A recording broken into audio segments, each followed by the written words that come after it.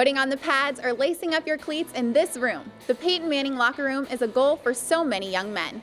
Tennessee has a lot to offer, and the football recruiting office is constantly searching for the next brick to add to this foundation. Before the recruiting office can wow the future Vol, they have to identify the athletes Coach Jones wants. First of all, it's finding them early. That's the world we live in right now in recruiting.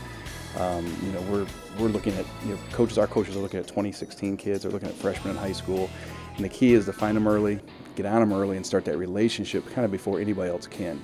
I would say that's the first thing. And then after that, it's just maintaining that relationship, continue evaluating that player to making sure he's living up to what we need him to be. And that's really that's the bulk of this, finding them early and identifying who our targets are.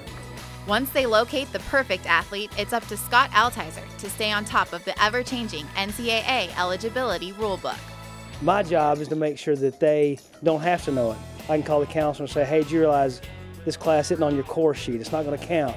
And a lot of times you'd be surprised at the people that just never thought about some of the stuff they have to do.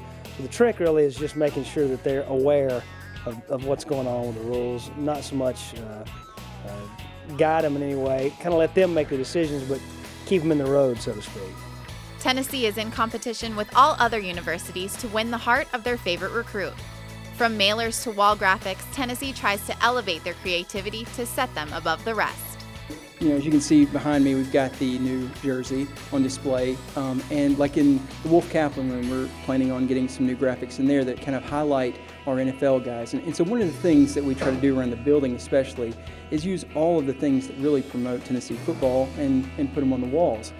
I think that guys, even when they're going on tours with their families, it gives them something that pops out that they can read as they're on their tours, and it really enhances the message that we've already got in place when they have it over and over again. They see it in our graphics. Once a recruit decides to come to campus, somebody has to coordinate that visit, and that someone is Dana Morrison.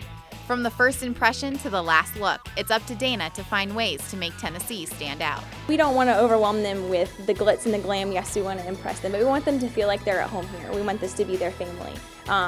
We want to make sure that they're meeting the right people, that they're getting in touch with the right people, that make them feel like they're at home and that they can make this place their home for 4 years.